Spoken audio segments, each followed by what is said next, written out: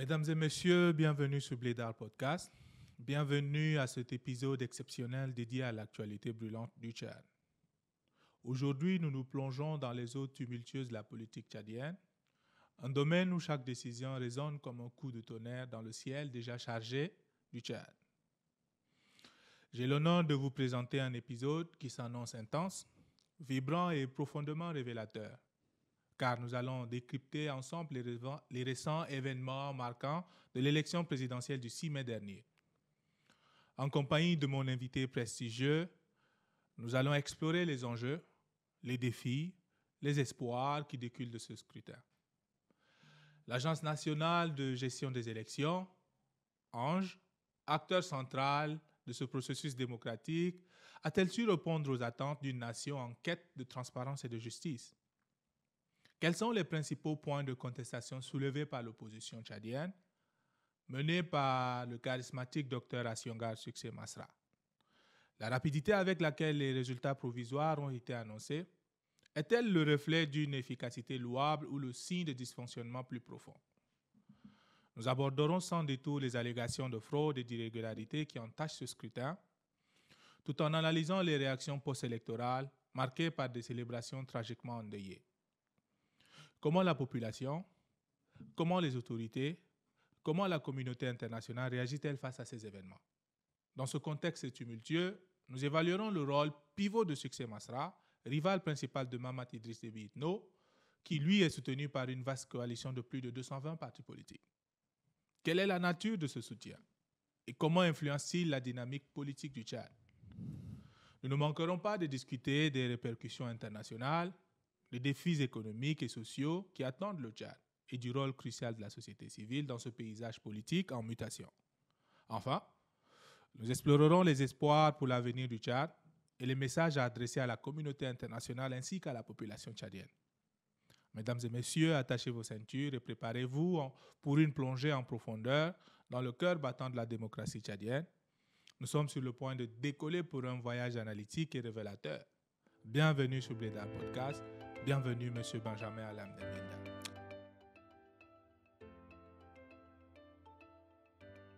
Merci infiniment, cher Eric. C'est toujours un plaisir, en tout cas, de te revoir encore pour pouvoir décrypter ensemble l'actualité tchadienne. Je ne te présente plus parce que tu es un régulier ici. Et je pense que si tu reviens aussi souvent, c'est un témoignage non seulement à la qualité de tes interventions, mais surtout la passion que tu as pour le Tchad, pour les problématiques tchadiennes et l'apport que tu amènes justement dans les questions de politique, d'analyse ou bien de recherche scientifique selon le riche profil que tu as. Donc merci et bien bon retour ici sur Blédard Podcast. C'est un plaisir partagé. Je ne vais pas faire de protocole parce qu'on a beaucoup de thématiques à aborder et il y a tellement de choses à dire que je ne suis pas sûr que le temps soit suffisant. Mais on va simplement commencer directement par les élections. C'est l'actualité récente. Donc, on commence par là. On saute la tête en premier dans les thématiques. Comme ça, après, on pourra dérouler sur ce qui a suivi non seulement le processus, les résultats et puis les différentes implications et tout ce qui s'est passé après. Donc, en parlant des élections présidentielles, ma première question, peut-être la plus pressante, c'est quelle est ton appréciation de la gestion des élections par l'ANGE du 6 mai de façon générale? Déjà une vue d'ensemble, tout le processus a été géré par l'ANGE, l'Agence nationale de gestion des élections. Donc, quelle est ton appréciation globale avant qu'on aille dans les détails? Alors, bon, de manière globale, l'ANGE est dans son rôle. C'est-à-dire, c'est l'agence nationale chargée, en tout cas conformément à la loi organique qui la met en place, de pouvoir gérer l'ensemble du processus électoral.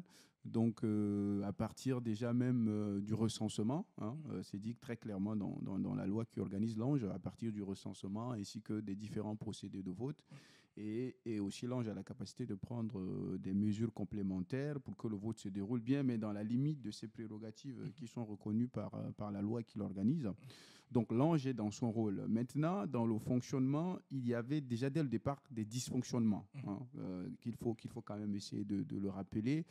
L'idée que l'ange avait publié, notamment le président de l'ange, avait dit que les procès-verbaux ne doivent pas faire l'objet de photos. Je ne vois pas où est-ce qu'il a tiré la base légale de cela, parce que quand on regarde dans les dispositions de la loi qui organise l'ange, à partir des articles 78 et suivants, on retrouve très clairement que c'est mentionné que les procès-verbaux sont publics. Donc ça tombe dans le domaine public. Donc moi, je ne vois pas la différence qu'il y a entre publier sur Facebook et faire des affiches ou encore lire les résultats de manière à haute voix dans les différents bureaux. Donc prendre une telle décision de manière unilatérale par le président de l'Ange, c'est déjà quelque chose qui, pour ma part, était assez illégal et irrégulière. Et ensuite, on peut aussi discuter de la qualité des gens qui composent l'Agence nationale de gestion des élections.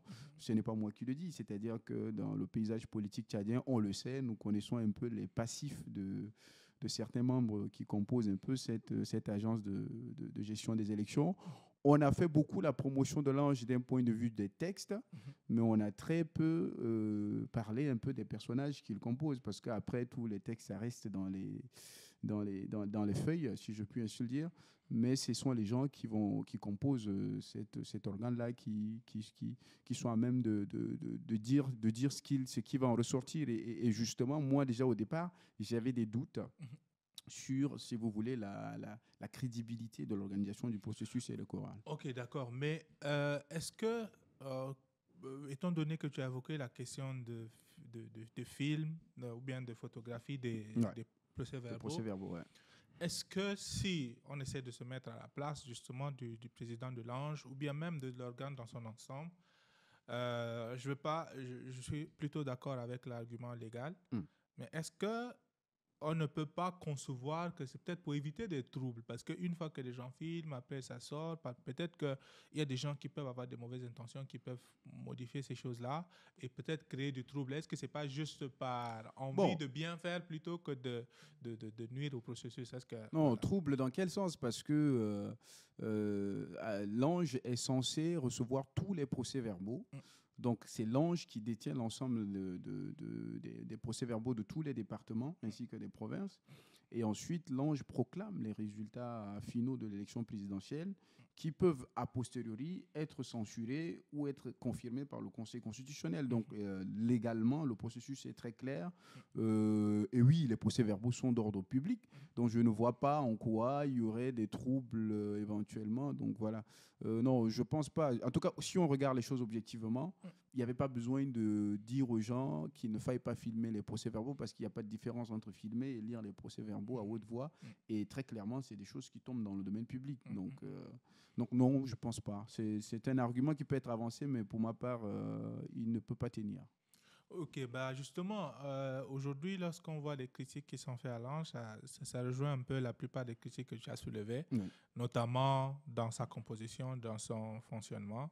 Mais la composition de l'ange était quelque chose qui était public depuis un moment déjà. Et la plupart, il n'y avait personne qui avait soulevé justement ces questions. Avant, pendant que ces gens étaient nommés, ils ont pris fonction, que ce soit l'ange ou le Conseil constitutionnel. Il n'y a personne tout le monde a estimé. D'ailleurs, le docteur et même le Premier ministre, oui, il en a fait la promotion. Dans sa structure, les textes, ils sont bien solides, c'est bien conçu. Lorsqu'on a injecté des gens qui sont peut-être le seul facteur qui peut dérouter ces choses-là, personne n'a parlé jusqu'à ce que le processus soit lancé. Pendant que l'ange a commencé à prendre place, la critique a commencé à naître. Et beaucoup de gens estiment que c'est parce qu'on s'est rendu compte qu'on on est en train de perdre des élections, donc il faut trouver quelque chose et donc accuser l'ange. Est-ce que déjà ces critiques sont légitimes? Et surtout, pourquoi est-ce qu'on n'a rien dit avant et au moment où les élections se rapprochent? Maintenant, tout le monde commence à se plaindre, comme si on ne savait pas, en fait.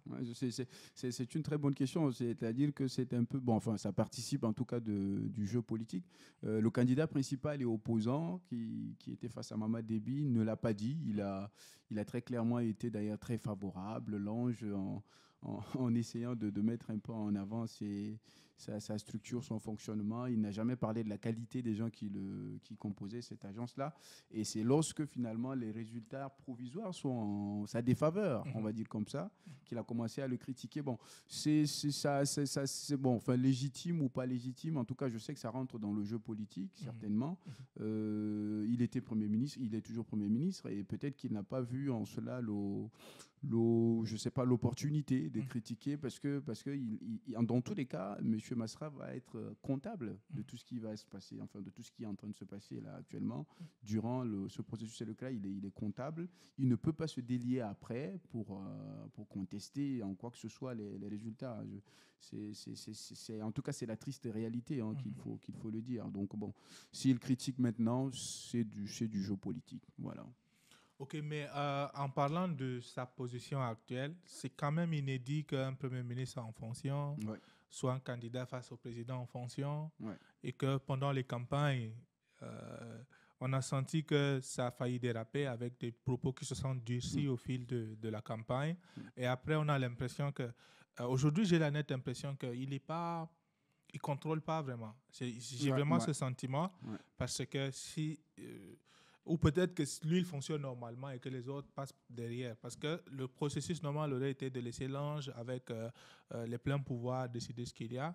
Mais on voit de plus en plus des discours qui suggèrent qu'effectivement, lui, en tant que Premier ministre, c'est peut-être qu'il est resté en dehors, mais que d'autres personnes auraient agi dans l'ombre pour que l'ange aille dans telle ou telle direction, notamment dans sa gestion ou dans la manière dont le processus électoral a été géré jusqu'à la proclamation des résultats. Non, une chose est certaine, c'est qu'il y a beaucoup de complexité dans ce processus qui est en cours. Il y a des complexités inhérentes aux accords tacites, des accords qui ne disent pas leur nom, qui ont existé depuis que Dr Succé Masra a signé l'accord de Kinshasa et qu'il est rentré et qu'il est devenu non plus un opposant mais un allié. Ça, il faut le dire, parce qu'on n'est pas Premier ministre par cohabitation, ça n'existe pas. Le système de cohabitation, il existe que si vous êtes au Parlement et que vous avez une majorité qui dépasse celui qui est censé gouverner avec le président. En ce moment, on parle de cohabitation, mais pour une république intégrale, vous êtes Premier ministre, vous êtes systématiquement dans l'exécutif et vous n'êtes pas dans une situation de cohabitation. Donc dès lors que dans les faits et aussi dans les textes, on peut prouver cela, il convenait à M. Masra de démissionner avant de se présenter à l'élection présidentielle, si vous voulez mon avis personnel. Est-ce qu'on ne pourrait pas dire de la même chose du président? Oui, également. En fait, il aurait été de bonnes pratiques démocratiques que les deux se dessaisissent du processus en cours. Alors le président, ça peut s'excuser en quelque sorte, si vous voulez, parce que Macky Sall a été en fonction, il a réorganisé son élection pour son second mandat, ça n'a pas causé de problème. Donc on peut dire entre guillemets, mais dans tous les cas, il était en transition. Donc, alors après, la culture démocratique n'est pas encore pleinement assimilée chez nous, mais pour M. Masra Succé, il aurait été souhaitable, en tout cas de mon point de vue, de démissionner en amont, c'est-à-dire il a exercé 3 mois de poste de Premier ministre, dès lors qu'il y avait le décret qui convoquait le corps électoral ainsi que la campagne, eh bien, on démissionne et on se met maintenant en posture d'opposant.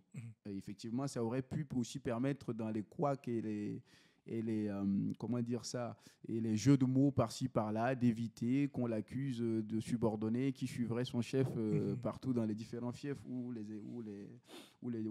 la campagne a eu lieu. Donc ça, je pense que c'est un manquement qu'il faudra lui Mais est-ce que tu crois véritablement que la démission aurait été utile? Parce que je pense qu'au fil de la récente vie politique du Tchad, on s'est rendu compte que quand il a pris une position, on va dire, extrême, on lui a reproché cela, notamment un refus de participer à l'élection, au dialogue national et inclusif. Ça s'est passé, tout le monde a acté comme s'il n'était pas important.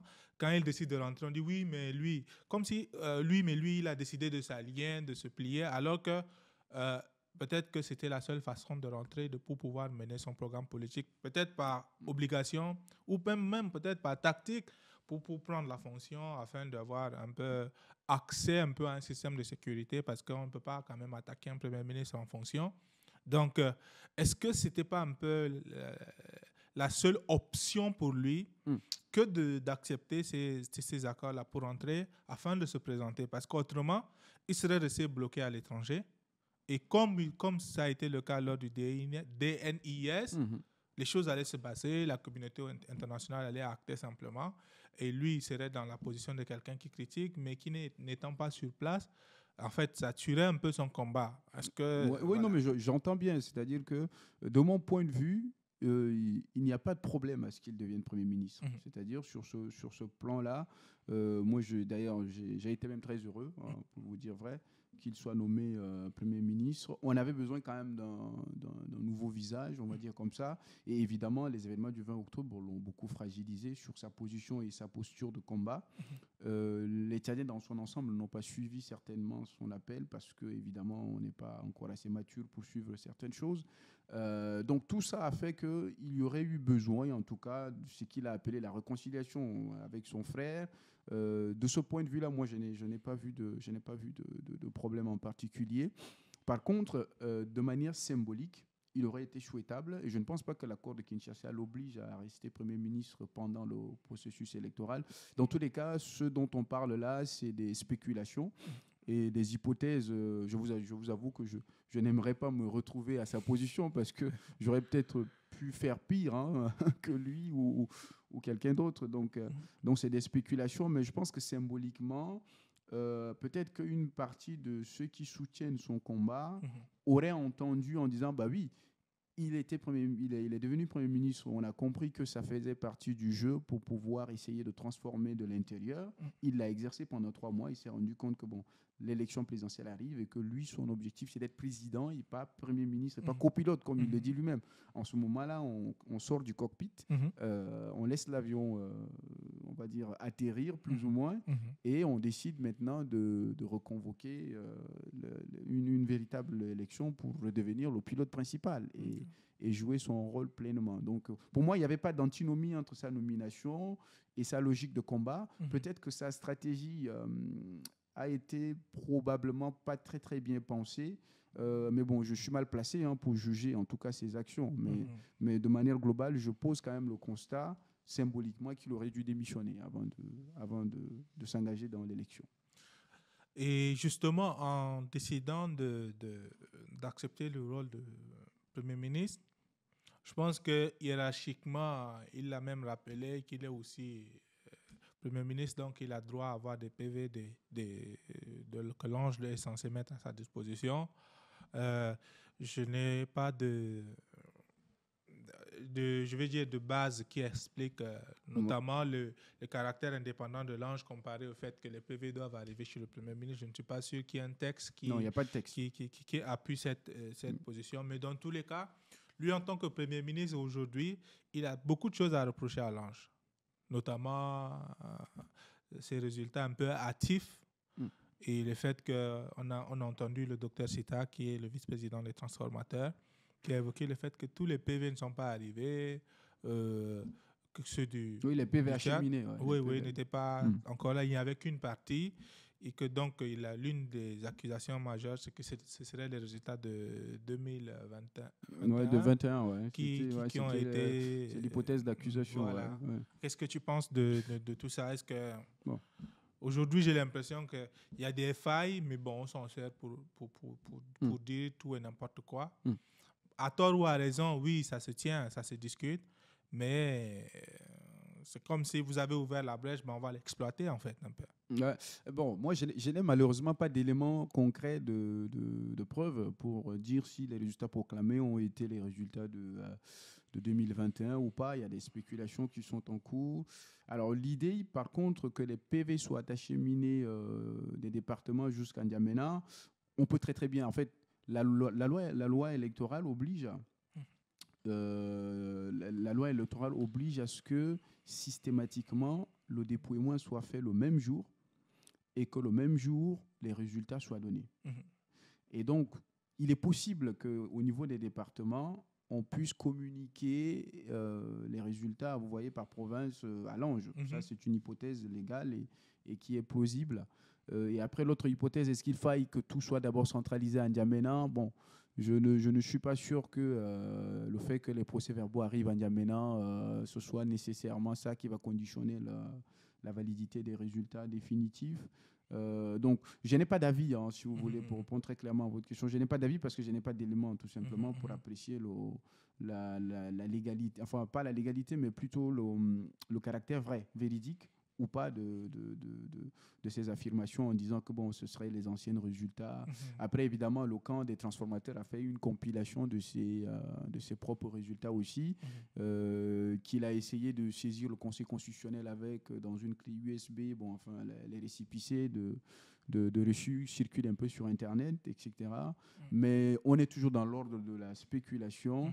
Et je n'ai pas d'avis, en tout cas, sur ce sujet-là. D'accord. Et peut-être que, pour aller dans le même sens, il y a par exemple la requête qu'ils ont déposée formellement auprès du Conseil constitutionnel. On n'a pas eu de retour là-dessus. Il y a 2 autres candidats qui ont fait des requêtes pour demander d'annulation au moins partielle de l'élection dans certaines régions où ils ont constaté des irrégularités. Et apparemment, on va avoir les résultats définitifs demain. Ça me semble un peu bizarre. S'il y a encore des protestations, n'est-il pas plus judicieux de prendre le temps de vider d'abord ces contestations, de communiquer aux candidats qui ont déposé ces requêtes-là avant de passer aux résultats définitifs? Parce qu'on a l'impression que c'est comme on est en train de concocter une recette pour créer du désordre. Parce que si on a pour donner la possibilité aux candidats de contester légalement les résultats et qu'ils utilisent ces voies de contestation et qu'on ne les écoute pas, il serait presque légitime pour ces gens de dire à leurs militants de sortir, de protester, de se battre parce qu'on respecte ce qui est prévu et personne ne nous écoute. On ne nous donne même pas de réponse déjà et on fait comme si ce qu'on disait n'avait pas de sens. Est-ce que cette situation ne risque pas de créer un désordre encore plus sérieux au Tchad, en fait? Oui, c'est ma peur également. C'est-à-dire que c'est une peur partagée, ce que tu dis là. Parce que, à vrai dire, le processus, dès le départ, comme je le disais, moi, j'avais des doutes sur sa crédibilité. En raison, effectivement, même des différentes personnalités essentiellement nommées ici et là, Conseil constitutionnel avec à sa tête un ancien du MPS, je pense que toujours membre du MPS, ainsi que Lange. Donc, on avait des doutes, en tout cas, sur la qualité des membres qui composaient les grandes institutions qui sont censées censurer ou autoriser l'élection présidentielle. Et aller vite dans les résultats, je pense que ça faisait partie un peu de la stratégie de Lange également. Parce qu'on l'a vu, les résultats provisoires aussi ont été donnés très vite. Moi, je m'attendais à des résultats au 22 mai ou au 21 mai, tels qu'initialement annoncés. Mais ils sont allés très vite. Alors, je pense qu'ils sont allés très vite parce que le candidat Succès Masra aussi, 2 heures plus tôt, avant l'annonce de ces résultats-là, avait donné lui également ses résultats. Donc, je pense que c'était pour prendre en cours l'annonce que Succès Masra allait faire par rapport à son élection, pardon, à son élection. Donc, il y avait d'une part l'aspect stratégique qui était là, et puis d'autre part, l'idée que, bon, dans tous les cas, Lange est libre d'organiser et de configurer les délais dans lesquels les résultats doivent être donnés. La seule obligation, c'est que ce soit donné dans les meilleurs délais. Donc, on peut très bien avancer les résultats, c'est légal. Par contre, si on le fait dans un moment où les gens ont de la crispation, et c'est là où effectivement ma peur, c'est qu'on débouche à un conflit post-électoral.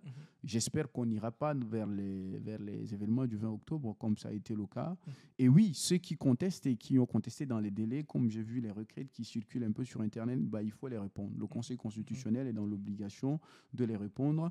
Et légalement, en tout cas, le code électoral fait obligation qu'on remette les copies des procès-verbaux aux différents membres des partis politiques. Donc ça, Lange doit le faire. Et si Lange ne l'a pas fait, le Conseil constitutionnel doit ordonner à Lange de le faire. Voilà, parce que le Conseil constitutionnel est le garant de l'application des dispositions du code électoral. Donc, j'espère qu'on n'ira pas vers un conflit post-électoral en raison de ces différentes contestations. J'espère. Je l'espère aussi. Et en parlant du désordre créé par les résultats, on a constaté que à l'annonce des résultats provisoires, il y a eu une célébration à la tchadienne, on va dire ça comme ça, une forme de célébration que personne ne comprend. L'honorable Beral a utilisé un langage assez précis là-dessus, parce que ça n'a aucun sens que pour célébrer, il faut tirer en l'air, que pour pleurer, il faut tirer en l'air, quand on est fâché, on tire en l'air. En fait, comme si le seul moyen d'exprimer le moindre sentiment, c'est de prendre son arme et de tirer en l'air. Et on a vu la sortie de militaires qui ont pris des positions qui sont très dangereuses pour la démocratie. Mais on a eu des gens blessés, il y a des gens qui sont décédés par tout ça. Il y a eu il y a un nombre de morts qui a circulé, un nombre de blessés. Et maintenant, on a interdit aux hôpitaux de communiquer sur ces blessés-là pour ne pas justement que les gens soient plus fâchés. Mais c'est connu, ça, c'est pas un secret. Aujourd'hui, les gens communiquent. Si c'est la famille peut communiquer sur les réseaux facilement, ça passe. Donc, l'information, c'est impossible de contenir. Mais cette forme de célébration, déjà, quand il n'y a pas de trouble, c'est cette situation. Maintenant, s'il y a des résultats définitifs et que les gens sont mécontents, on imagine le désordre qui peut se passer. Donc, quelle est ta lecture déjà de cette forme célébration de célébration qui cause la mort des compatriotes qui souffrent déjà. Malheureusement, c'est typiquement tchadien, ça. C'est typiquement tchadien, le fait de faire retentir des armes au lieu des feux d'artifice. En général, quand il y a de la joie, c'est les feux d'artifice qu'on fait bombarder. Bon, même si ça n'entre pas culturellement dans nous, nos manières de jouir et de célébrer, je pense qu'on a d'autres formes. Enfin, nos amis, quand il y a des célébrations de mariage, on joue les fins d'année, ou d'autres qui vont danser au village, ou encore d'autres qui, en plein Djamena, peuvent... voilà. Donc, il y a plusieurs manières de faire des célébrations. Et ce qui m'intrigue, enfin, pas ce qui m'intrigue, mais ce qui m'a outragé dans tout cela d'ailleurs, c'est que quelques heures plus tôt, il y avait une interdiction formelle qui venait effectivement du haut commandement. Donc je pense que le général des armées avait pris une décision pour interdire qu'il y ait des célébrations par les armes qui soient retenties en pleine ville.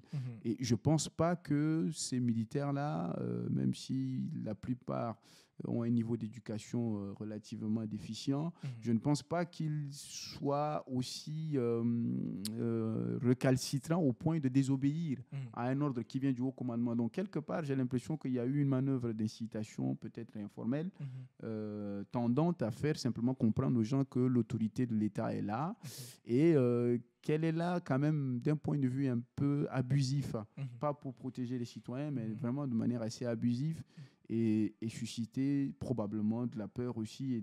Donc, N'Djamena, en tout cas, ça fait peur quand on entend des choses comme ça. Et oui, malheureusement, on a dû, comme Béra l'a dit, fabriquer des cadavres par-ci et envoyer des mutilés par-là, alors que normalement, ça devrait être plutôt un instant de réjouissance. Donc, à moins d'être vraiment dans le secret de ceux qui ont voulu que ça se passe comme ça, c'est quand même malsain et ça n'obéit à aucune règle, si vous voulez, d'un État républicain. Voilà. On n'a pas besoin de tirer des armes en pleine ville. On peut le faire un peu plus loin, mais pas en pleine ville. C'est malheureux et c'est dommage que des personnes aient perdu la vie pendant que d'autres personnes célébraient. Et pourtant, on a vu des autorités qui célébraient en dansant.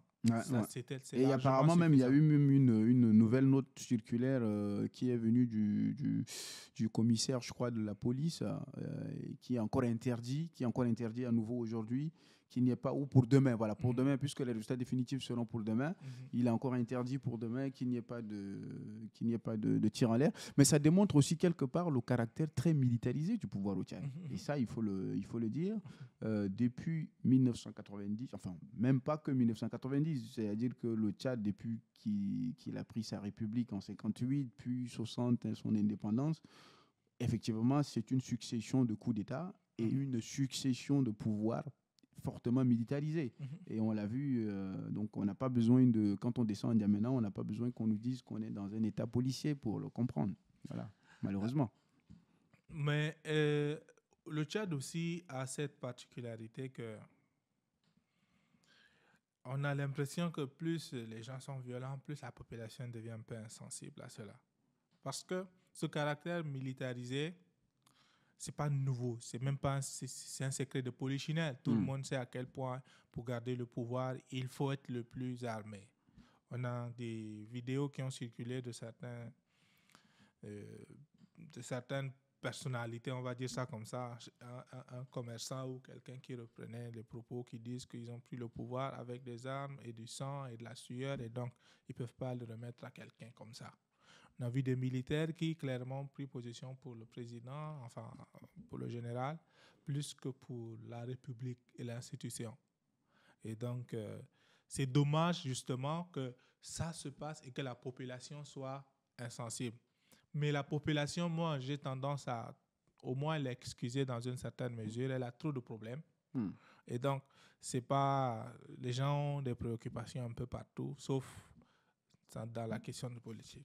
Moi, c'est la classe politique. Aujourd'hui, on a une classe qui s'est divisée un peu avec deux groupes essentiellement. Je ne veux pas négliger les autres candidats que j'apprécie beaucoup d'ailleurs, parce que cette élection, moi, j'ai écouté beaucoup de personnes.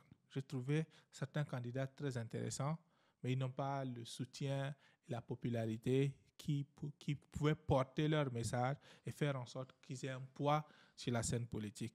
Et c'est dommage parce que le bloc fédéraliste a un peu été mis un peu dans l'ombre. Ouais. Il y a d'autres candidats qui ont des messages franchement très intéressants, qui ont vraiment fait campagne aussi. Et ceux qui étaient là pour accompagner aussi, c'était très visible. Mais moi, je voudrais savoir les fameux 220 ou 200 combien de partis politiques qui ont soutenu. Quelle est ta lecture de cette situation? Parce que je ne juge jamais les choix politiques des gens.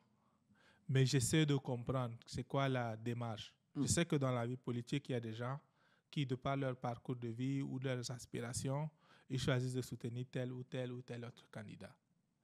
On a vu un truc bizarre que des associations décident, bon, c'est pas choquant aussi, mais que des associations et autant d'associations se réunissent. Et si on voit la mobilisation, on a l'impression que ces 200-là, ils sont peut-être 200 personnes et non pas 200 organisations. Parce que si 200 partis politiques soutiennent un candidat, normalement, c'est une vague qui va inonder tout le pays lors de cette campagne. Mais malheureusement, on a vu dans certaines régions que soit c'était 50-50, soit les partisans de succès, l'opposant, ont submergé justement les espaces de mobilisation, contrairement à lui qui a 200 quelques. Déjà, quelle est ta lecture par rapport à ce soutien massif? Dis-le de quelle nature? Comment tu le regardes? Bon, il est fondé sur la liberté. C'est-à-dire que légalement, ils sont libres. Enfin, ou elles sont libres. Ça dépend de quelle corporation on parle. Mais oui, ils sont libres de se rallier aux candidats de leur choix. Mais au fond, on sait quand même, en tant que Tchadien, on n'est pas naïf. Nous le savons tous. Que derrière ces manifestations de soutien apparent se glisse en tout cas un véritable désir de se positionner aussi, c'est-à-dire à la fin des élections. Et sur les plus de 200 partis politiques, je ne pense pas que certains soient véritablement des partis politiques. Enfin, il y a eu des associations qui se sont constituées en cours de route, certainement, d'autres qui ont ouvert des bureaux de campagne. On sait qu'au Tchad, pendant la période électorale, c'est une véritable affaire qui se met en place. Désolé de le dire ici. Mais donc, bon, moi, j'ai été quand même très choqué. J'avais fait une déclaration, effectivement, en disant qu'on aurait pu, plutôt que d'avoir des partis politiques, si on avait plus de 200 entreprises, par exemple, sur le plan national, qui s'engageaient sur un plan décennal à mettre en œuvre un agenda de transformation et de développement économique, on serait plus heureux, plutôt que de voir la même chose, parce que ça fait quand même plus de 30 ans que des partis politiques accompagnent le système ou encore se positionne, mais bon, finalement ne se positionne pas parce que au fond, ce qui intéressait certains partis, c'était soit des postes ministériels, d'autres des postes de direction, d'autres des décrets, etc. Donc il y a plusieurs enjeux qui participent en cela. Évidemment, je ne juge pas la motivation personnelle de ceux qui le font, ils sont libres de le faire. Mais moi, je pense que bon, je sais pas, c'est pas très très utile en tout cas de mon point de vue personnel. Ce n'est pas très utile. Par contre, ça a été utile en tout cas pour le candidat qui a gagné les élections avec. Donc voilà. Et puis après, il ne faut pas aussi négliger un autre aspect, c'est que sur le plan électoral, les régions où effectivement l'opposition avait une forte majorité ne dépassaient pas les 30%. C'est-à-dire, même si on faisait, même si j'exprime toujours mes doutes par rapport à la crédibilité de l'élection, mais même si on entrait dans un processus transparent, il ne serait pas aisé et facile à Succès Masra de battre Mamad Idriss Déby, en raison justement de l'obédience des plus de 200 partis politiques. Ça, je fais vraiment une analyse assez objective et froide pour vous faire comprendre effectivement que les bastions où Masra Succès est très très bien implanté ne dépassent pas les 30 à 40% maximum en termes de population électorale. Et sur les 18 millions ou plus que nous sommes que 8 millions et 200 quelques à être légalement inscrits sur les listes électorales. Et sur les 8 millions et 200 quelques, évidemment, on a vu comment le découpage s'est fait. C'est-à-dire, parmi les 10 candidats, le Sud, qui est censé être le bastion de Succès Masra, il y a au moins 5 à 6 candidats qui sont du Sud. Donc, c'est pour vous dire jusqu'à quel point, même en élection régulière, les voix qui auraient pu peut-être permettre à Succès Masra d'atteindre les 30% ont été effritées parce que du coup, on a dû voter pour M. X ou M. Y qui sort, par exemple, de la même région. Parce qu'il ne faut pas l'oublier, la vérité, c'est que le vote au Tchad est très clanique. Voilà, il faut le dire. Les gens votent par ethnie. On vote telle personne parce qu'il est issu de telle ethnie, on vote telle personne parce qu'il est issu de telle famille, etc. Et c'est une sensibilisation qui se fait au niveau de la famille. C'est pourquoi moi, c'est-à-dire que l'un des éléments auxquels je pense que les transformateurs ne prêtent pas beaucoup attention, c'est cet aspect-là. Il ne faut pas juste regarder les mobilisations de foule via Facebook et Internet qu'on filme à un moment X ou Y, parce que, bon, à vrai dire, il y a des gens aussi qui sont là et qui peuvent simplement venir meubler les lieux, mais ça ne représente pas, si vous voulez, la réalité électorale d'un point de vue légal et inscrit sur les différentes listes. Donc voilà. Et si vous voyez que sur 18 millions, on n'est que 8 millions à être inscrits et on est 7 millions, près de 7 millions à avoir voté, ça veut dire qu'une grande partie des gens qui étaient là, soit étaient des mineurs, ou soit d'autres ne se sont jamais fait enrouler, etc.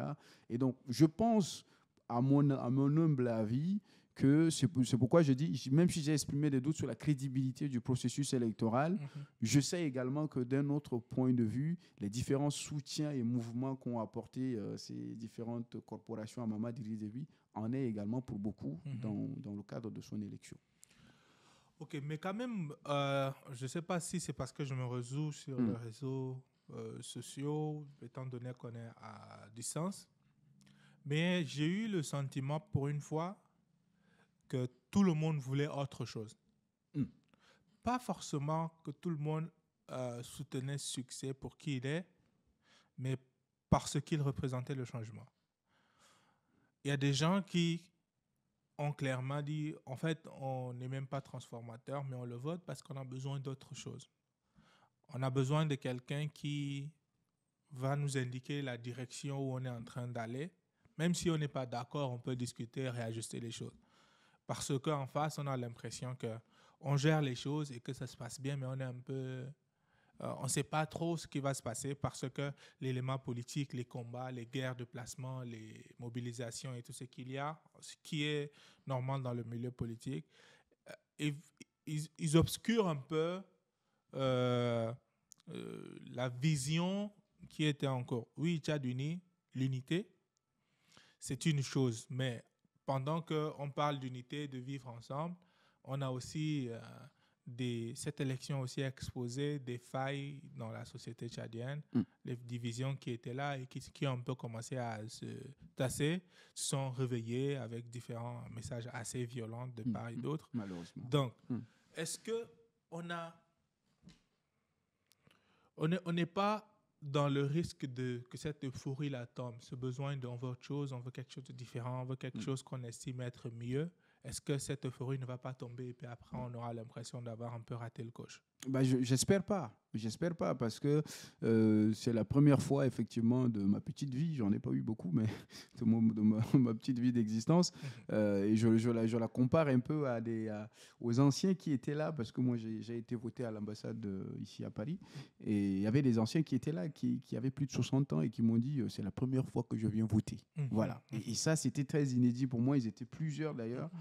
Pour dire effectivement qu'il y avait un véritable désir de changement, un véritable engouement de changement qui va vraiment au-delà de la personne de M. Masra, c'est-à-dire que Masra Succès n'est que le porte-parole des sans-voix, comme pouvait dire Aimé Césaire, pour caricaturer un peu.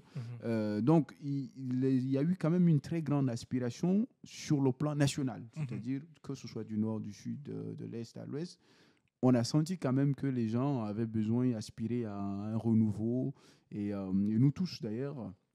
Donc c'est pour dire que je suis parfaitement en accord avec cette idée de changement, mais qui se heurte en tout cas à des obstacles qui sont là. Le système a eu le temps de se forger pendant des années. Et quand un système est aussi longtemps en place, ça ne se dégage pas en une élection présidentielle. Et je pense que, en tout cas, cette élection-là, pour ma part, c'est un premier test d'une véritable expérimentation de la démocratie au Tchad.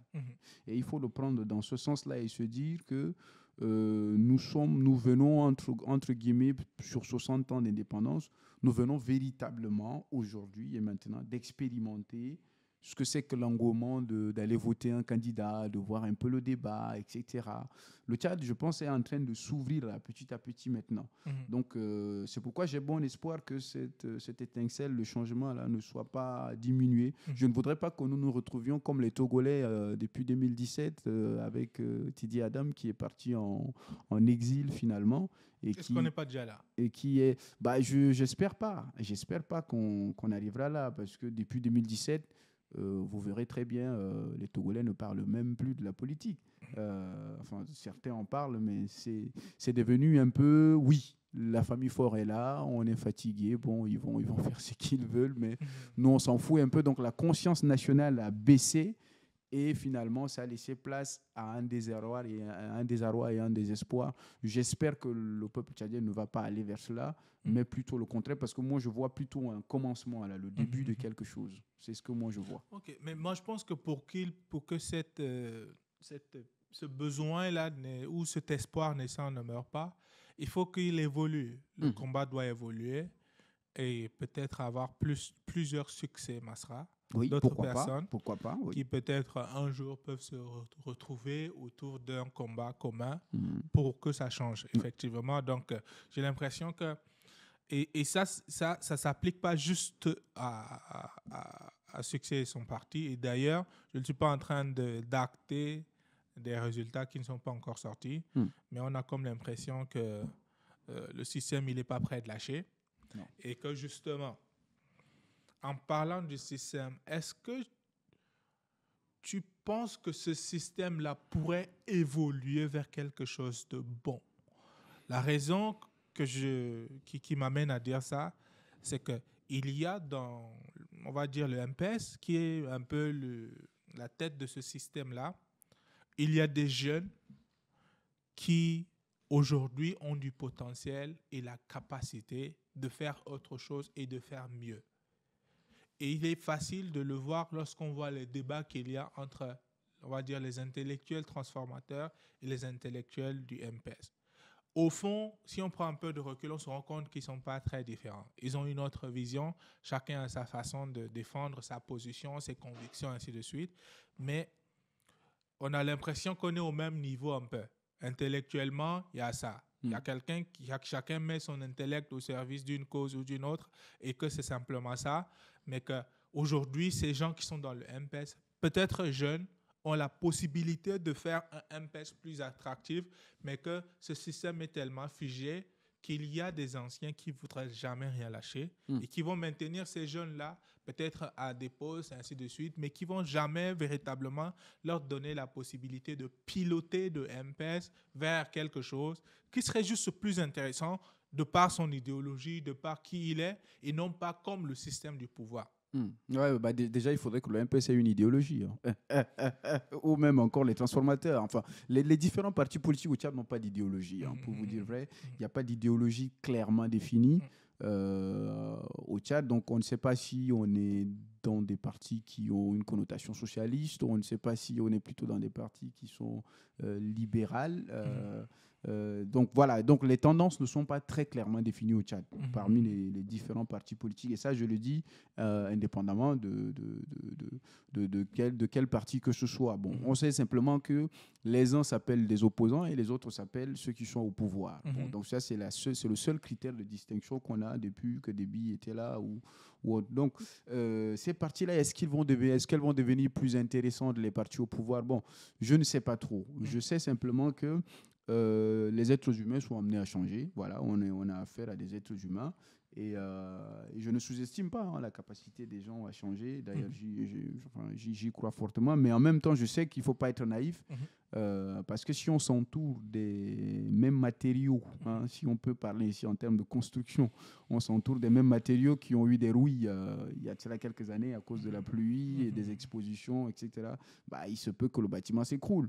Donc, si évidemment on voit dans le système les mêmes têtes tourner, il y a des gens qui tournent dans le système depuis des années, on a l'impression qu'au Tchad, il n'y a que qui sont ceux qui ont la capacité à diriger. Mais bon, parce qu'on sait également que c'est des gens qui n'ont jamais rien fait et qui n'ont jamais présenté un bilan. Voilà, il n'y a eu jamais de bilan concret présenté par ce système-là qui peut objectivement susciter l'adhésion de certains jeunes et malheureusement de la majorité des jeunes qui sont au centre, qui se disent tiens, finalement, on ne sait plus trop à quel sens se vouer. Donc, est-ce qu'à espérer que ce système va évoluer? Bon, franchement, je suis assez dubitatif sur le sujet. Par contre, si j'ai un conseil à donner au système, c'est chercher à vous entourer des gens qui ont aussi la capacité de vous dire ce qui ne marche pas. Voilà. Et pas seulement de ceux qui sont là depuis des années, qui ont embrouillé le père et qui on sait comment ont dilapidé des sous, etc. Il faut véritablement, en tout cas, si le président qui serait potentiellement élu à l'issue de ce que le Conseil constitutionnel dira, veut véritablement le changement du Tchad, il faudra avoir cette conscience et cette capacité de travailler de manière inclusive avec tous les Tchadiens, peu importe leur ethnie, peu importe leur obédience politique, etc., sortir des clichés. Ça, c'est le seul conseil que je peux donner. Mais sinon, si on voit toujours les mêmes matériaux, le bâtiment ira en ruine. Voilà. Et d'ailleurs, en parlant de faire place un peu à des gens qui viennent de partout, pour pouvoir participer à la gestion du Tchad. J'étais en N'Djamena quand le président Idriss Déby était décédé et quand Mamata a pris le pouvoir. L'une des choses qui était très récurrente et que j'ai entendu beaucoup de personnes dire, des gens qui le connaissaient lui personnellement, c'était justement que c'était l'un des meilleurs choix, c'était l'une des meilleures options sur la table, on va dire ça comme ça. Et que l'espoir était qu'il puisse renouveler justement un peu la classe politique, qu'il vienne avec ces gens, qu'il vienne avec d'autres jeunes qui étaient prêts, et pas forcément du MPS, mais des gens qui étaient prêts à dire, s'il veut vraiment que ça change, moi je suis prêt à oublier mon appartenance politique, peu importe, je suis prêt à mettre au service du Tchad pendant quelques années. Et puis on s'est rendu compte que c'est les mêmes personnes qui sont revenues, malheureusement. C'est les mêmes mentalités. Et certains domaines, même s'il y a eu une forme de durcissement dans certains aspects, notamment. Aujourd'hui, on a tellement de cas de telle personne a été arrêtée. On a vu récemment, hier ou avant-hier, que Amat Larry qui est rentré a été arrêté, alors que ces dernières sorties étaient clairement en faveur du pouvoir. Donc, on est un peu confus dans cette façon-là. C'est pour ça que j'ai l'impression, moi, que la transition aurait pu faire mieux. Parce que si on arrive au pouvoir et qu'on a essentiellement 3 ans pour donner la première impression et que pendant les 3 ans, on a promis des choses comme l'électricité. En fait, on a promis un peu d'ordre dans le pays. Si à la fin de ces 3 ans, on vous reproche les mêmes choses, c'est qu'on a quelque part l'impression que rien n'a changé en fait. Est-ce que cette lecture, c'est quelque chose avec laquelle tu seras Oui, enfin, d'accord? si vous voulez, fondamentalement, sur la question du développement, rien n'a changé. Bien au contraire, on a essayé de creuser encore des trous parce que là, N'Djamena est devenu invivable. Voilà, ça, il faut le dire très clairement. Bon, après, peut-être que sur la question des accords politiques entre les rebelles qui sont rentrés, d'autres qui sont finalement au CNT, des accords politiques par-ci, par-là. Bon, sur cet aspect-là, on peut dire objectivement que bon, les négociations ont plus ou moins abouti à des accords. Mais bon, mais là encore, il faut se demander la sincérité de ces accords politiques-là. Donc, il n'y a que sur le plan des accords politiques qu'on peut faire un bilan qui serait potentiellement positif et qu'on peut créditer ça au compte du gouvernement de transition qui est en place depuis 3 ans. Mais sur les aspects de développement, rien n'a été fait. Et au contraire, on a assisté à des dépouillements par-ci, par-là. Il y a des gens qui ont volé et que c'est de notoriété publique à qui on a accordé donc un pardon, hein, c'est écrit, c'est publié, voilà. Donc pour vous dire jusqu'à quel point ces niveaux de tolérance publique de la gestion malsaine de l'État peut donner des idées. Il y a des gens qui sont dans l'ombre et qui vont gravir bientôt. Ils vont gravir bientôt le système parce que les élections ont été faites et que ça va être entériné. Et certains vont dire, tiens, si l'un a été pardonné, moi aussi je peux détourner, etc.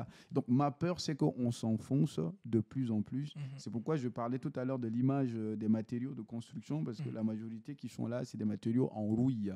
Et il va falloir véritablement, si le président veut le changement, parce que bon, il le dit dans ses discours, etc.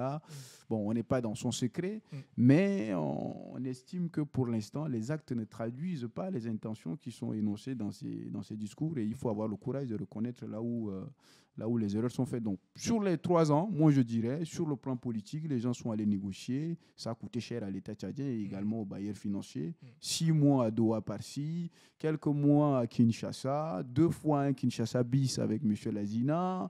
Bon, bref, on se rend compte que pour rentrer dans la cafétéria, le Tchad, il faudra peut-être créer sa petite cuisine d'opposants et essayer de concocter des choses qui vont à l'encontre de l'opposition pour avoir place à la table du roi. Voilà. Mais c'est malheureusement le seul chemin. Moi, ce qui me fait mal, c'est que on est en train de dire aux jeunes Tchadiens, écoutez, c'est ça le chemin royal qui vous permettra peut-être de pouvoir vous faire avancer le pays. Alors que non, on a tellement de choses à faire.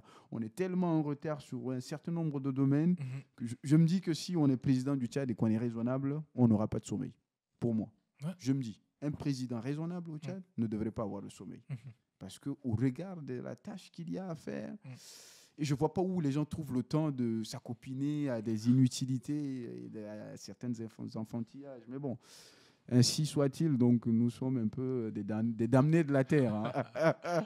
Mais j'espère véritablement qu'il va y avoir du changement. En tout cas, la jeunesse aspire au changement. Et je vous assure, cette jeunesse-là, d'ici les 5 à 10 années à venir, on verra bien. Mais comme disait un président américain, je crois que c'était Abraham Lincoln qui le disait, on peut tromper le peuple pendant un temps, on peut tromper le peuple pendant un moment, mais on ne peut pas tromper le peuple tout le temps. Je suis parfaitement d'accord. Et j'ai l'impression que autant le peuple est résigné, autant nos dirigeants aussi, parce que la tâche est tellement énorme que je pense que certains peut-être estiment que écoute, on ne pourra pas tout faire, donc on se repose un peu avant de... J'ai ce sentiment-là. Mais en parlant de... Je t'invite, si tu le veux bien, à un peu sauter dans le temps pour un peu connecter. J'ai l'impression que si on oublie la transition, il y avait une réalité économique, sociale, qui était assez complexe. Et aujourd'hui, 3 ans plus tard, c'est presque pareil, sinon pire. Quelle est pour moi, pour qu'on change, on doit faire un peu... baseline survey. Donc, un point de départ, on fait une enquête pour savoir où on est. Et dans 5 ans, on pourrait avancer dans telle direction. Ou alors, en cours de chemin, on sait que si on était là et qu'on a fait quand même telle ou telle chose, c'est qu'on est en train d'avancer. Si je te demandais, on est où au Tchad niveau... On est à moins l'infini. On est à moins l'infini. On n'est même pas encore arrivé à zéro. On est vraiment à moins l'infini là. Parce que tout est à terre au Tchad. Les éléments fondamentaux d'un État sont à terre. Les basiques, l'électricité, l'eau potable, il n'y en a pas. Et qu'on ne vienne pas dire aux gens que bon, le pays est en manque de ressources. Non, on sait qu'il y a des redevances pétrolières qui sont données à l'État tchadien pendant chaque année, depuis l'exploitation des premières vannes du pétrole. Je crois que c'était en 2003 ou 2002, je ne me souviens plus trop. Ouais. Mais ça fait quand même plus de 20 ans que nous recevons régulièrement des redevances pétrolières, des milliards et des milliards de dollars qui sont donnés à l'État tchadien. Mais où vont ces fonds-là? Il y avait des années folles au Tchad. On a vécu des années folles où finalement l'argent était tellement arrivé. Je me rappelle au début, entre 2005 2006 par là, on avait tellement de l'argent, l'État avait tellement, on était tellement richissime que des gens se permettaient d'envoyer cet argent-là pour marier des femmes à coups de milliards, pour s'offrir le luxe, etc. Et que même les 5% de certains habitants, comme à Doba, on leur a promis des 5%, etc. Ces fonds ont été dilapidés.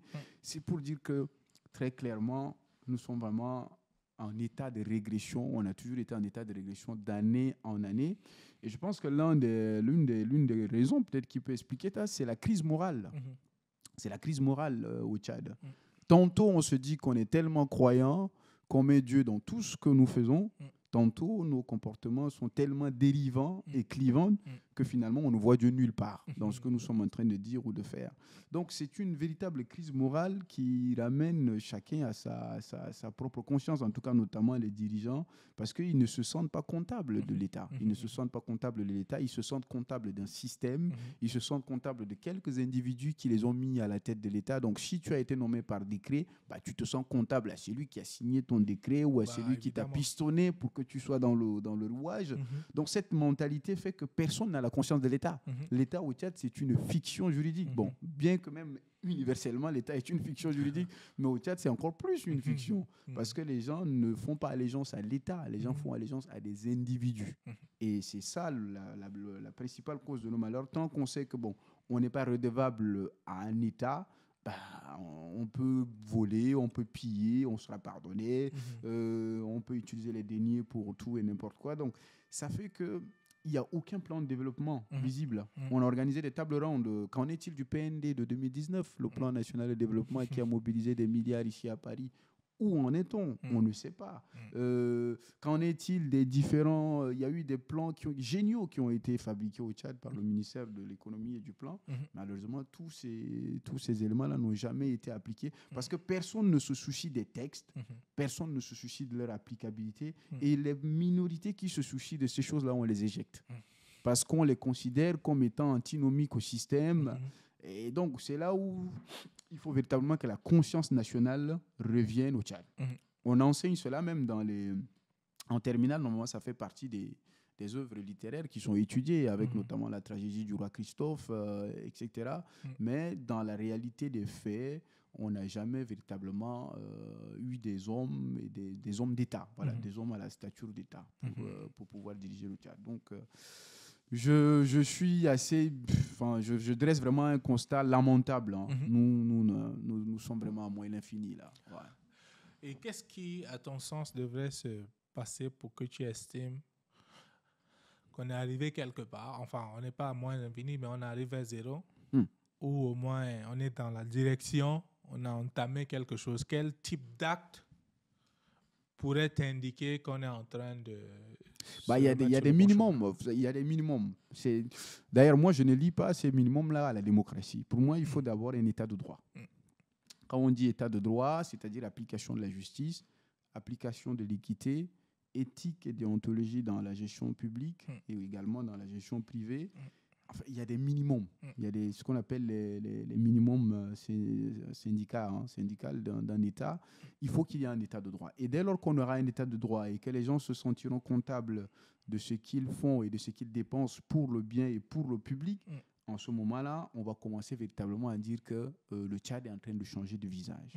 à l'heure actuelle, comme je l'ai dit, les gens font allégeance à des individus qui les amènent au sein du système. Et ce système, ce n'est pas l'État tchadien. Malheureusement, ce système prend en otage l'État tchadien, mais ce système, ce n'est pas l'État tchadien. Et c'est ce système qui, corrompu, continue à... Oui, il y a des choses tellement basiques qu'on n'a pas besoin de pistonnage. Quelqu'un qui a un diplôme n'a pas besoin de pistonnage pour pouvoir accéder à un poste particulier. Mais au Tchad, on va monétiser ça. Il faut assainir l'environnement privé et permettre aux entrepreneurs de pouvoir travailler dans un environnement sain, moins taxé, parce qu'au Tchad, quand même, les taxes sont très élevées aussi, moins taxées. Et ceux qui développent des activités informelles, il faut les inciter à basculer les activités vers le côté formel, permettre par exemple aux banques de mettre en place des systèmes de garantie d'État qui permettraient aux banques d'accorder plus de financement à des petites et moyennes entreprises. Donc, créer cet environnement économique qui donne envie aux jeunes de bouger. Et vous verrez que en fait, les questions liées à l'alternance, la démocratie, etc., c'est des questions qui vont apparaître plus tard dans la tête des gens. Pourquoi les gens sont désespérés et disent on veut l'alternance?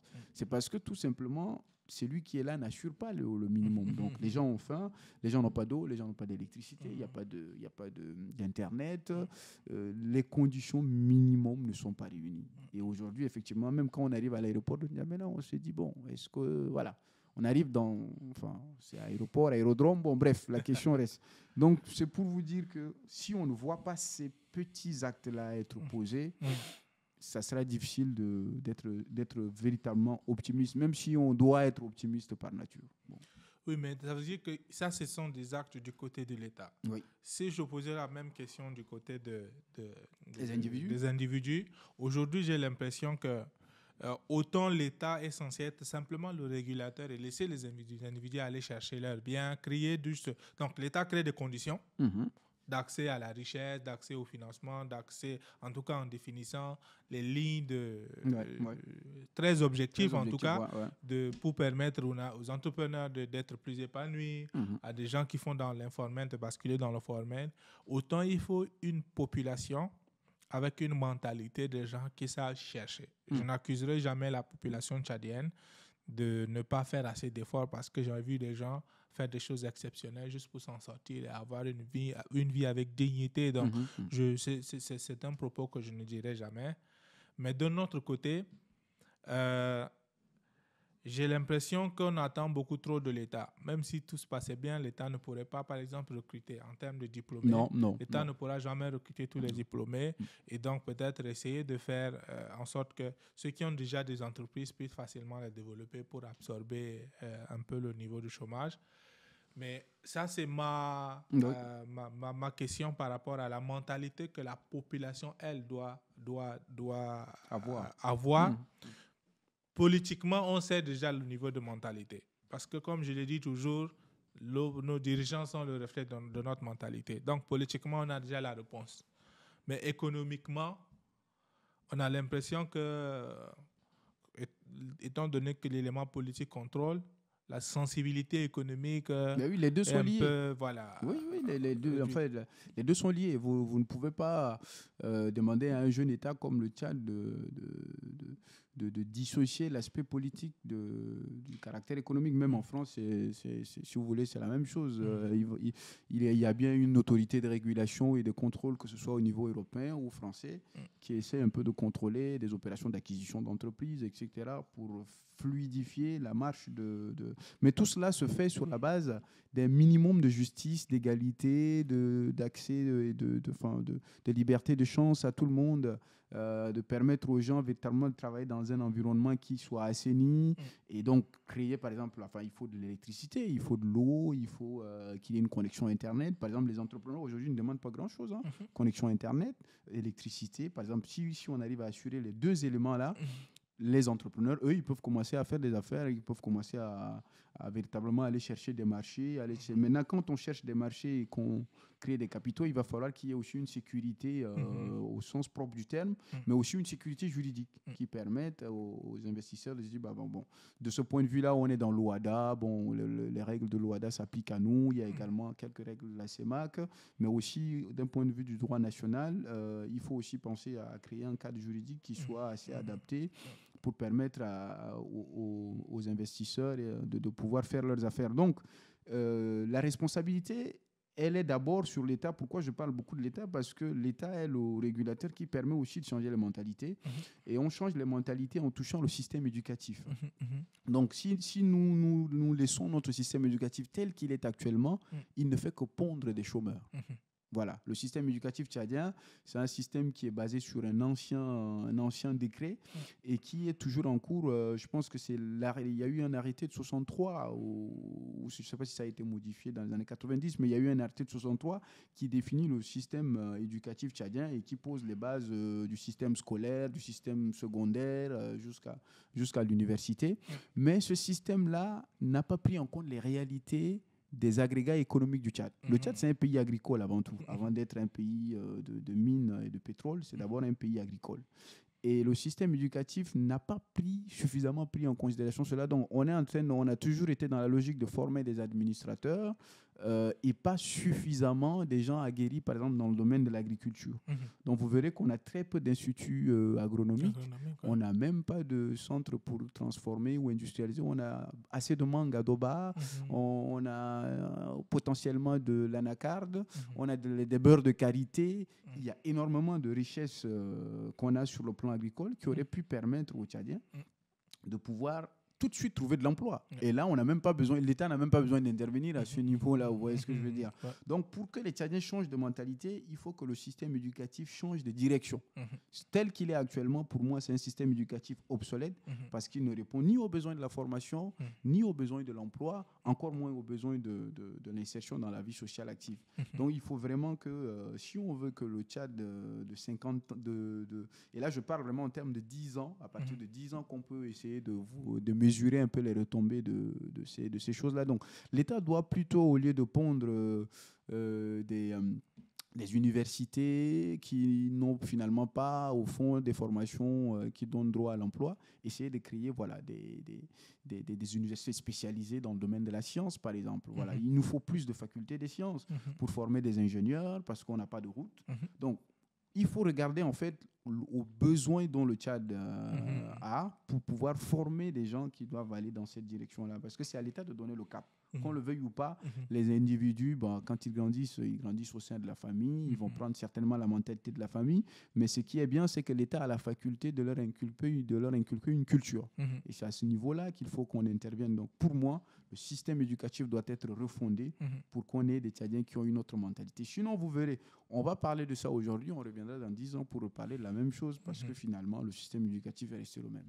Mais je confirme, j'ai l'impression de parler toujours de la même chose, mais simplement avec d'autres personnes. Au fil du temps, peut-être que les personnes changent, mais les conversations demeurent. Et donc, ça donne justement ce sentiment qu'on est en train de stagner depuis une éternité. Et puis, les choses ne changent pas, la mentalité. Elle change un peu parce qu'aujourd'hui, on voit avec Internet et tout, les gens voient ce qui se passe ailleurs et les gens captent vraiment. D'où la tendance dans le domaine entrepreneurial qui est arrivée alors que ça n'a pas été impulsé par l'État. C'est juste qu'on a des personnes comme Andrea qui ont commencé. Donc, il y a des gens qui sont venus d'abord parce qu'ils ont vu voyager, aller un peu partout dans le monde, rencontrer des gens très puissants. Et donc, ça donnait envie, Christian Donga et d'autres qui sont venus dans ce domaine-là et qui ont créé des incubateurs, Salim, Yacinthe, Job Booster et consorts, qui, aujourd'hui, franchement, ça a permis aux gens d'avancer dans un certain sens. Et l'une des choses que je fais et qui est devenue de plus en plus lourde avec le temps, c'est que pour moi, étant à l'étranger, avec des connexions un peu dans le domaine de l'entrepreneuriat au Tchad, j'essaie de me concentrer sur l'exercice de connecter ces gens à des ressources. Très bien.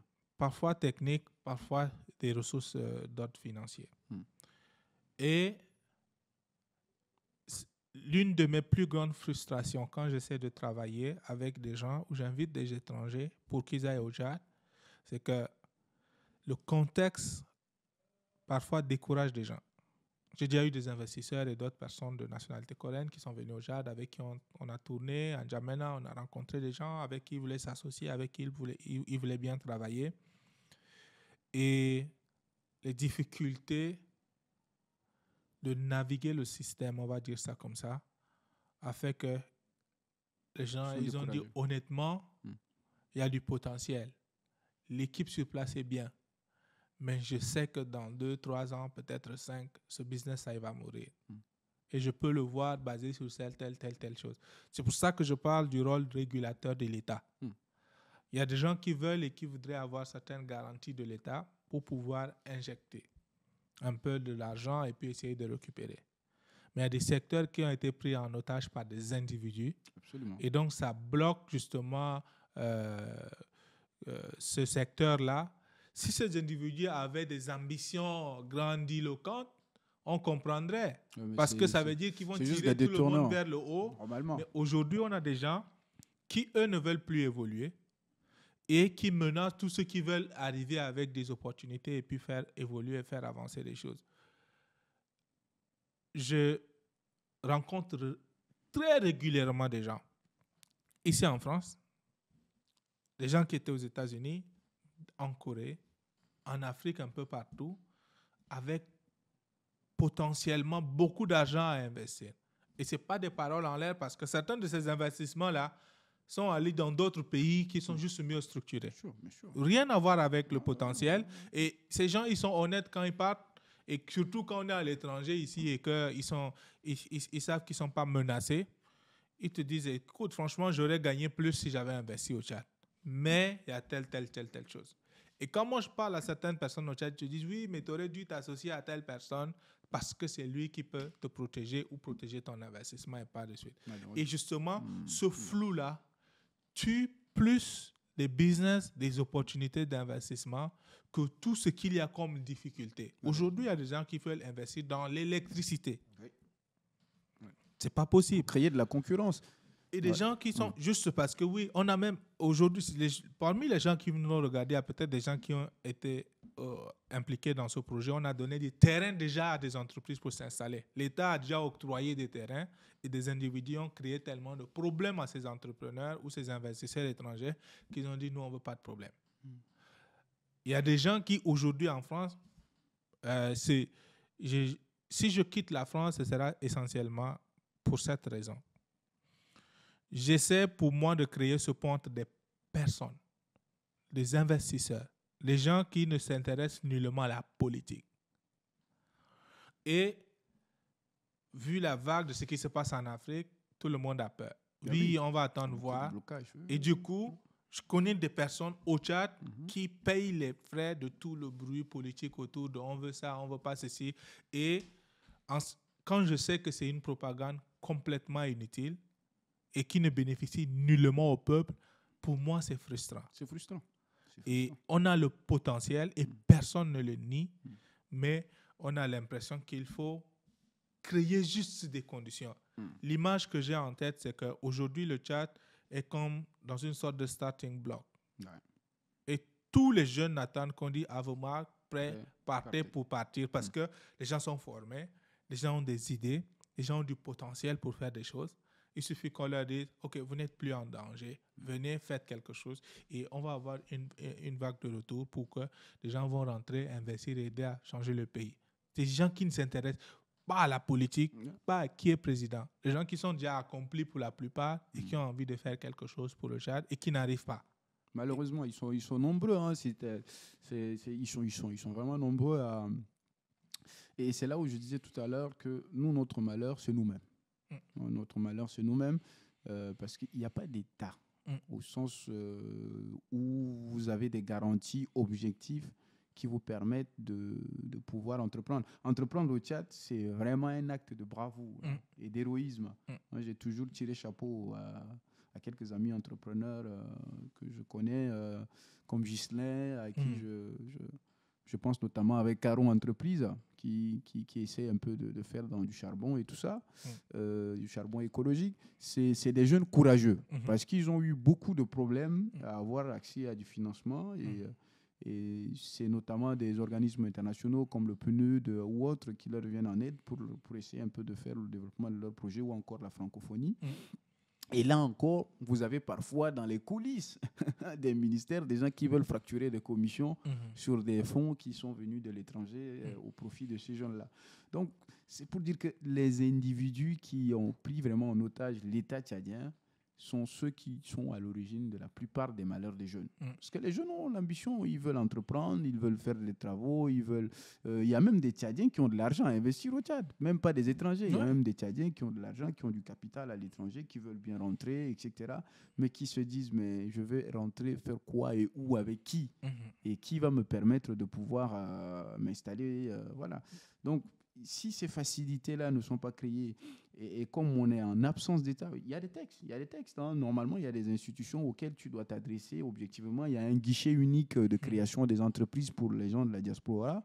Mais quand on s'adresse à ce guichet unique-là, ceux qui sont derrière profitent pour vous facturer des commissions exorbitantes. Et si vous ne donnez pas ces commissions, ils disent, bah non, écoute, si vous ne voulez pas, vous ne voulez pas. Dans tous les cas, c'est nous qui faisons la loi.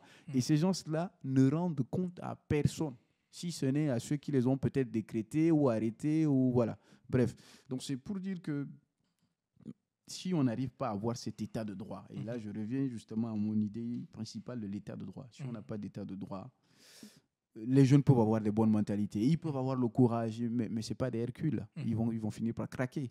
Quand vous arrivez avec un projet que vous avez travaillé, ça vous a pris du temps, vous avez investi humainement, financièrement, et que vous vous rencontrez à des murs comme des individus malveillants, bah vous allez craquer à un moment donné. Et c'est malheureusement, beaucoup de jeunes Tchadiens ont craqué à cause de l'absence de l'état de droit, malheureusement. Ouais, malheureusement. Et malheureusement, je connais beaucoup trop de ces jeunes-là. Et donc, moi, je pense que, étant donné que quand on parle de Tchad, on ne s'arrête pas, il faut qu'on s'arrête quand même aujourd'hui. Et donc, je vais juste te donner la parole pour que tu puisses clôturer. C'est vraiment un regard croisé. Aujourd'hui, notre conversation a consisté un peu à laisser un peu une petite fenêtre, un aperçu de ce dont on parle régulièrement quand on se voit. Ali Lol n'est pas là, mais c'est le troisième larron qui n'est pas là aujourd'hui, ainsi que d'autres personnes dans le cadre du CRDT, ou bien même parfois quand on se voit pour un café, n'importe quoi, on parle du Tchad et on parle de ces thématiques-là. Et donc, c'est un peu, aujourd'hui, le Blédard podcast, c'est un peu une sorte d'exutoire pour évacuer ces choses-là qui se passent, pour partager. Et donc, je souhaite qu'on clôture et qu'on va continuer notre conversation hors... next time. Voilà, next time. Et puis voilà, il y a beaucoup d'autres thématiques qu'on aura le temps d'aborder largement. Mais donc, je te donne la parole pour qu'on puisse clôturer. Comme ça, on pourra... Très bien. Bon, enfin, en mot de fin. Alors, je voudrais quand même rectifier mes propos. J'ai eu l'impression, quand je donnais les dispositions des articles 78 et suivants, vous l'avez peut-être suivi dans le début de mes propos, j'avais dit que c'était la loi sur l'ange, mais non, c'est le code électoral. Voilà, c'est plutôt le code électoral. Hein. Voilà, c'est plutôt le code électoral. Il ne faut pas que les gens prennent des références inexactes. Donc, j'ai dû me tromper. L'ange, c'est vraiment, enfin, c'est à peu près 9 pages ou 10 pages maximum, la loi qui régit l'ange. Donc, c'est pas très conséquent. Donc, les dispositions ne vont pas jusqu'à des articles 78 et suivants. Donc, ça, je rectifie déjà. Donc, si vous aviez... Il y a eu peut-être des confusions entre la loi électorale et la loi organisant l'ange. Mais bon, bref, on est un peu dans l'atmosphère de l'élection présidentielle. Bon, comme mot de fin, effectivement, moi, j'ai vu beaucoup d'engouement à l'aune de cette élection présidentielle. Et comme je l'ai dit, j'ai l'impression qu'il y a un étincelle qui est en train de naître. En même temps, bien sûr, avec beaucoup de déception aussi par rapport aux résultats qui ont été donnés. Nous ne tenons pas objectivement des preuves pour réfuter ce qui est dit ou ce qui est annoncé par l'ange. Donc, on ne peut pas, en tout cas, moi, je ne peux pas, en tant que légaliste, me prononcer en disant que tel a raison ou tel n'a pas, ou tel a tort. Il faudra avoir les preuves pour le faire. Mais je voudrais simplement dire à la jeunesse tchadienne et aux Tchadiens que je vois en tout cas qu'il y a un véritable espoir. Voilà, qu'il y a un véritable espoir. Et l'engouement que l'élection a suscité, pour moi, ça va au-delà de qui va gagner quoi ou de qui va être élu président. Je vois vraiment une véritable mentalité d'une jeunesse qui est en train de se former et qui aspire à un changement, peu importe la tête de celui qui portera le costume de ce changement-là. Et je pense qu'il faudra poursuivre dans ce sens-là, le faire toujours dans la sérénité, dans le calme, en ayant toujours recours à des moyens qui sont légaux, même si évidemment on est dans un état policier qui ne donne pas la possibilité de faire tout ce qu'il faut dans un cadre légal, mais avoir cette sérénité de pensée-là et ne jamais baisser les bras, ne devenons pas laxistes parce que demain, après-demain, quand le Conseil constitutionnel va dire que c'est X qui a gagné et pas Y, et que tout le monde se dise tiens, c'est terminé, le pays est foutu, on est pessimiste. Non, je ne voudrais surtout pas qu'on arrive à ce sentiment-là. Donc ça, c'est mon seul mot de fin par rapport à ce Blédard Podcast. Je vous remercie de nous avoir suivis et merci à Eric pour la énième invitation. Merci à toi et je voudrais clôturer en disant ceci. Si chaque fois qu'on parle du Blédard Podcast, je fais référence à la responsabilisation de nos peuples, c'est un peu ce qu'on essaie de faire aujourd'hui. Il y a effectivement un engouement sans précédent dans la campagne politique. C'est l'accent que je voulais mettre aujourd'hui sur le fait que si des gens sont sortis, ce n'est pas à cause de la tête de quelqu'un, mais ça veut dire que les gens veulent mieux et on peut mieux faire. Et c'est tout ça qui fait que les gens sont sortis parce que pour une fois, les gens ont eu l'impression qu'on peut aspirer à autre chose. Ce n'est pas un suivisme aveugle comme on veut le faire croire et ce n'est pas non plus de naïveté ce que les gens ont fait sur la classe politique. Et ça, c'est un message pour toute la classe politique tchadienne. De tous bords, les hommes politiques doivent comprendre que la jeunesse tchadienne est plus active dans la vie politique et aujourd'hui, elle va demander plus parce qu'elle mérite plus et qu'elle se sent légitime pour demander mieux. Donc, il faut que les hommes politiques essaient d'écouter les vrais messages. Pendant longtemps, et d'ailleurs jusqu'à aujourd'hui, ça continue, les dirigeants sont souvent coupés de la masse par un groupe d'individus qui se substituent comme les voix des gens et qui ne relaient pas les vrais messages. Je ne pense pas que des gens aient de problèmes personnels avec tel ou tel autre candidat. Ils peuvent ne pas être d'accord avec sa vision. Ils peuvent même ne pas être d'accord avec son patronyme. Ils peuvent ne pas être d'accord avec ce qu'il représente. C'est leur droit. Mais s'il y a une chose qui est indéniable, c'est que les jeunes veulent participer et les jeunes vont participer.